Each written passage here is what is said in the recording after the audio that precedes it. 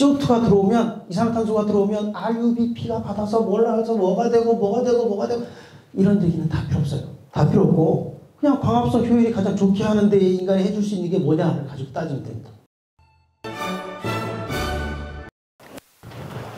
안녕하십니까. 지금 소개받은 도프작물재배연구소장을 맡고 있는 황원극입니다. 우선 이제 제가 강의하기 전에 지금 농사를 요즘은 지역별 기술센터에서 강의를 제가 하고 다니고 있는데, 농사를 원래 하시던 분들이 교육을 받는 경우들도 많고, 또 이제 농사를 지으려고 준비하시는 분들이 교육을 받으시는 경우들도 많아요. 그래서 지금 계시는 분들은 농사를 지금 계속 하고 계시는 분들이신가요? 대부분? 대략 작물은 어느 계통인가요?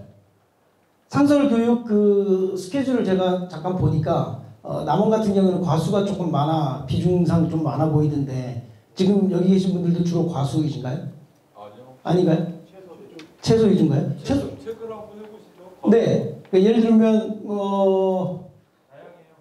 다양하다. 과수도 있고 채소도 있고. 과채류면 주로 딸기, 방울토마토, 수경재배인가요? 딸기 하시는 분 혹시 계신가요? 아니면 방울토, 토마토 하시는 분요? 한 분 계시고요. 다른 분들은 상추 수경재배인가요? 토경인가요? 수경도 있고. 알겠습니다. 대략 어떤 작물 하시는지. 역경채류. 그러네요.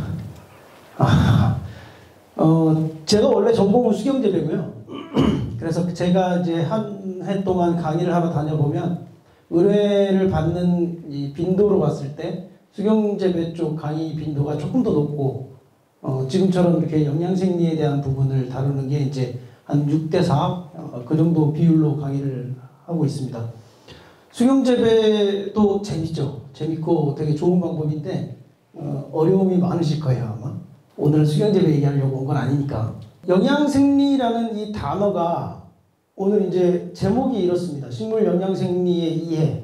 근데 이 영양생리라는 단어는 되게 어려운 단어죠, 실제로요. 근데 이거를 학문적으로 접근하면 되게 어려워요. 예를 들어서 이걸 좀 파고 들어가서 조금 학구적으로 얘기하면, 여기다가 식물 영양생리 이렇게 붙이면 우리의 얘기가 되고요. 농업하는 사람들의 얘기가 되고, 동물 영양생리라고 붙이면 수의사분들이 공부하시는 과목이 됩니다. 그 다음에 요 앞에 두 글자를 인간 이렇게 바꾸면 누가 공부하는 과목이 되죠? 의사가 공부하는 과목이 됩니다. 그래서 우리가 그냥 우리도 잘 모르겠고 수의사도 잘 모르겠지만 그냥 의사 그러면 공부 엄청 많이 한 사람들이라는 어떤 인식이 있잖아요. 그죠? 막 실제로 맞고요. 그분들이 공부하는 과목의 대부분 베이스, 기본 바탕은 사람의 영양생리예요. 그래서 가끔 이제 지역에 다니시다 보면 농약사 간판 중에 식물병원 이런 간판 보신 적 있으시죠? 명실상부하게 의사급입니다, 실제로. 그러니까 여러분들이 영양생리를 열심히 공부하시면 거의 식물병을 치유할 수 있는 그런 단계로 접근하게 되죠. 그런데 우리가 여기서 강의를 제가 여러분들한테 말씀을 드리고 여러분들이랑 같이 공부하는 건 여러분들을 폄하하거나 그런 차원이 전혀 아니라, 우리가 영양생리를 학구적으로 공부할 필요가 과연 있을까라고 생각해 보면 됩니다. 그러니까 영양생리를 학구적으로 공부해야 되는 사람들은 누구냐면, 예를 들어서 식물이 어떤 문제가 생겼을 때 그 문제를 치유하는 어떤 제재를 개발해야 되는 사람들, 그런 사람들은 학문적으로 실제로 공부를 열심히 해야 돼요.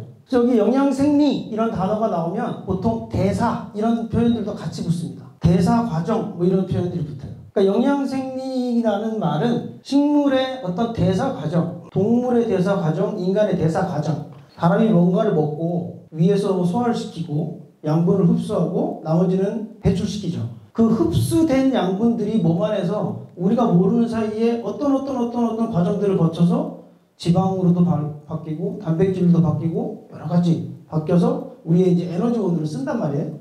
그래서 제가 이렇게 말씀드리고 있는 것도 마찬가지고, 저를 이렇게 바라봐 주시는 것도 마찬가지, 저 사람이 무슨 얘기하나 들어주시는 것도 다 에너지를 쓰고 있는 겁니다, 지금. 그런 대사 과정이 우리가 모르는 사이에 우리 몸에서 계속 일어나고 있는 거예요. 식물도 똑같이 그런 대사 과정이 계속 반복적으로 일어납니다. 그렇게 일어나는 과정에 문제가 생겼을 때 무엇인가를 집어넣어서 그걸 대체해 주거나, 뭔가 더 빠르게 뭔가가 접근할 수 있게 그 과정을 정상화시켜 줄 수 있는 어떤 제재를 만들거나 그 과정에 직접적으로 인간이 개입하려고 생각한다면 그 대사 과정을 잘 파악하는 게 중요하죠. 그런데 우리는 그 대사 과정에 문제가 생겼을 때 A라는 물질을 집어넣을 거냐 B라는 물질을 집어넣을 거냐를 판단한다기보다 그 대사 과정이 전반적으로 잘 돌아갈 수 있는 환경을 만들어주는 약간 포괄적인 개념에서 접근하시는 게 훨씬 더 현실적이에요. 예를 들어서 얘기가 조금 길어지지만 여러분들이 키우는 상추가 됐든 딸기가 됐든 토마토가 됐든 무엇이 됐든지 간에 우리가 원하는 목적물, 수확물을 괜찮은 걸 얻으려면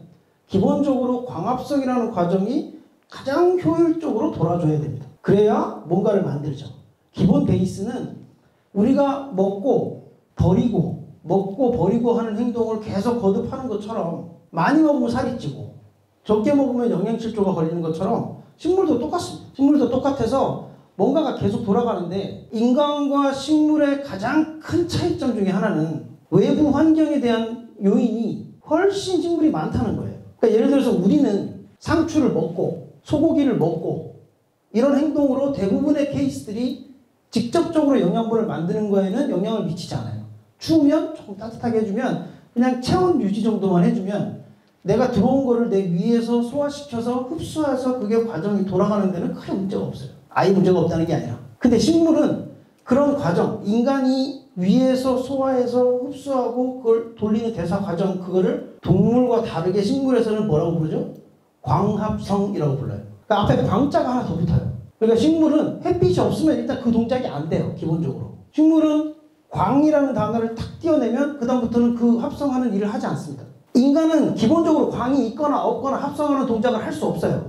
동물들은. 할 수 없으니까 식물들이 만들어 놓은 걸 먹는 거예요. 입으로. 그리고 식물이 만들어 놓은 그거를 먹은 동물을 먹어요. 식물이 만들어 놓은 걸 먹은 동물을 잡아먹은 동물을 먹어요. 그래서 가장 첫 번째 단계에서 산물을 만들어내는 과정, 그 과정이 광합성인데 그 광합성 과정에서 여러분들이 내가 딸기를 키우는데 우리 집 딸기는 이만한데 옆집 딸기는 주먹만 해요. 주먹만한 딸기는 한 알에 10,000원을 받고 우리 집 딸기는 한 알에 1,000원을 받아요. 똑같이 키우고 있는 것 같아요. 이럴 때 왜 그러냐를 가지고 논하기 시작하면 그냥 아주 포괄적으로 여러 가지 요인들이 있겠지만 아주 포괄적으로 단순하게 보면 우리 집 딸기보다 저 집 딸기가 광합성 효율이 훨씬 좋은 거예요. 훨씬 좋아서 10개를 만들고 10개를 만드는데 얘는 10개 만들어서 10개를 다 쓰고 있는 거고요. 얘는 10개를 만들어서 8개 쓰고 2개가 남든가 아니면 똑같이 10개를 써야 되면 얘는 20개를 만들고 있는 거죠. 그래서 여러분들이 그냥 딸기, 나는 그냥 딸기를 넣고 싶다. 나는 그냥 토마토를 넣고 싶다. 3평짜리 주말농장 하시는 저희 어머니처럼 토마토 빨갛게 익은 조망만한 토마토 3개가 달리면 막 세상 다 가진 것처럼 좋아하시는 그런 마인드로 농업을 접근하고 있는 게 아니라면 시장에 내놓는 가격이 내 경제적인 부분과 직결된 산업을 하고 계시다면 광합성 효율은 무조건 높아야 돼요. 그래서 얘가 남아야 됩니다. 자기가 먹고 살 만큼 쓰고 충분히 쓰고 남아야 남는 것들을 어딘가에다 갖다가 저장해요. 우린 주로 그 저장된 산물을 획득해서 시장에 가져가고 있는 거거든요. 꼭 과체류만 그런 게 아니에요. 엽채도 마찬가지입니다. 그래서 광합성 효율은 무지하게 중요합니다. 그 광합성 효율을 논하려면 영양생리를 조금 개념을 잡고 가는 게 좋겠다. 그래서 제가 아까 앞에 말씀드린 것처럼 오늘 영양생리에 대한 강의는 학문적으로 들어가거나 대사 과정이 어떻거나 예를 들면 제가 여러분들한테 광합성이라는 과정은 켈빈 사이클이라는 걸로 정의되어 있어요. CO2가 들어오면 이산화탄소가 들어오면 RUBP가 받아서 몰라서 뭐가 되고 이런 얘기는 다 필요 없어요. 다 필요 없고 그냥 광합성 효율이 가장 좋게 하는데 인간이 해줄 수 있는 게 뭐냐를 가지고 따지면 됩니다. 그래서 우리가 재배 활동이라는 건 농사라는 건 내가 상업적인 농사를 짓고 있다라는 개념은 다르게 해석하면 내가 키우는 작물들이 가능한 광합성 효율을 최대한으로 끌어올리고 광합성 효율에 저해되는 요인들을 내가 하나씩 없애주는 거 그게 농사의 정의예요. 상업적 농사의 정의. 그래서 이렇게 영양생리라는 이름을 달았지만 제가 여러분들한테 지금부터 강의할 건 어떤 양분들이 대략 어떤 역할들을 하고 그 양분들이 부족하면 식물에 어떤 현상이 나타나고 그 어떤 현상, 나타난 현상이 어느 정도 나에게 타격을 줄 수 있고 그걸 해결하려면 어떻게 접근하는 게 좋겠다라는 게 오늘 강의의 핵심이에요. 핵심인데 어디를 가나 비료를 잘 줘야 된다, 영양관리 잘해야 된다 얘기한단 말이에요. 그래서 왜 영양관리가 중요한지부터 얘기하려고 해요. 그래서 원래 오늘 제가 잡았던 스케줄은 오늘 4시간 타임이라서 1시간에서 1시간 반 정도는 그 얘기를 하고 왜 영양관리가 중요한지, 나머지 시간은 양분에 대한 얘기를 하자 이렇게 마음을 먹고 왔는데 조금 땡겨야 될 것 같아요. 일단 생리장애는 무엇인가 정의부터 드릴게요. 생리장애는 책에 이렇게 나옵니다. 공기의 조성, 온도, 영양 등이 적절하지 못한 환경 조건에서 농산물 자체의 생리적 이상으로 야기되는 모든 장애, 이렇게 책에 모든 이런 말이 나오면 아 이거 뭐라고 하나 단정짓기 어렵구나 그냥 이렇게 해석하시면 돼요. 그냥 생리장애는 뭔가 문제가 있어서 생기는 모든 장애, 그냥 이렇게 해석하시면 되죠. 그리고 생리장애는 뭐다 이렇게 단정 지을 수 없어요. 그 요인이 지금 우리가 얘기하는 양분일 수도 있고요, 온도일 수도 있고요. 여기 아까 공기의 조성, 이 공기의 조성이 균형이 좀 흔들려도 광합성 효율이 떨어진다는 거죠. 그런 것들까지 모두가 다 포함된. 그러니까 이 말을 그냥 정리하면 뭔가 좀 안 맞아서 애들이 정상적으로 자라지 못하는 것 같은데 라는 느낌이 들면 그건 다 생리장애다 라고 해석한다는 거예요. 결과 문제가 생긴다는 거죠. 내적으로 외적으로 불량한 부분이 생기고요. 그러니까 결과적으로는 수량이 감소하고 상품성도 떨어집니다. 수량이 증가하는 것도 세포가 개수가 많아야 되는 거고요. 그게 세포가 하나하나가 또 잘 팽창돼야 되는 거고요. 견고하게. 저장성이 좋아지는 거는 그 세포 하나하나가 다 튼튼하게 커야 된다는 얘기예요. 상품성이 좋아진다는 얘기는 그 세포 하나하나에 들어있는 성분들이 충실하게 들어있어야 된다는 얘기예요. 그런 것들이 흔들린다는 거예요. 원인 몇 가지 이렇게 써있지만 그냥 책에는 원래 책 쓸 때는 그렇거든요. 굽을 지어서 쓰는 것 같지만 보시면 생리적 기능과 작용에 필요한 모든 요소, 양분, 환경의 불균형, 아까 옆에서 얘기한 거죠. 공급량의 과부족, 이것도 비슷한 얘기죠. 흡수, 이행, 이용 효율의 저하. 요 위에서 하고 요 두 번째 줄 중간까지는 같은 얘기예요. 양분의 불균형, 많거나 적거나. 그 뒤에 얘기는 있음에도 불구하고 흡수가 잘 안 된다거나, 몸속으로 들어왔는데도 불구하고 뭔가 잘 움직이지 않는다거나, 이동되지 않는다거나, 이런 걸 얘기합니다. 지상부, 지하부의 환경 조건이 부적절할 때. 그러니까 이 말을, 이 세 가지 말을 하나로 확 묶으면 제가 처음에 얘기한 뭔가 이상하다 이렇게 정리돼요. 그래서 뭔가 이상해서 생기는 장애를 다 그냥 생리장애라고 포괄적으로 얘기합니다. 그래서 생리장애는 이렇게 여러 가지 요인들 중에 어느 한 가지 또는 두 가지 또는 복합적으로 영향을 미치게 돼요. 그래서 어떤 문제가 생겼을 때 여러분들이 너무 단편적으로 접근하시면 안 돼요. 나중에 제가 양분을 말씀드릴 때도 말씀을 다시 드리겠지만, 예를 들면 우리가 알고 있는 기본적으로 대부분 기본적으로 알고 있는 부분이 있잖아요. 생장에 관련된 건 질소다. 품질과 관련된 건 가리다. 엽록소가 부족하면 마그네슘이다. 뭐 이런 일반적인 통설들이 있단 말이에요. 틀리다는 게 아니라 그 말이 맞는데 엽록소가 부족하다고 해서 마그네슘을 탁 주면 엽록소가 확 많아지지 않는다는 거예요. 언제나 포괄적으로 움직여요. 다 같이. 그래서 어느 한 군데에 찢기시면 안 돼요. 꽂히시면 안 돼요. 이런 생리장애나 영양장애를 보실 때 원인들이 이렇게 막 여러 가지를 써놨다는 얘기는 이 중에 한 가지만 딱 문제를 일으킬 가능성이 별로 없다는 거예요.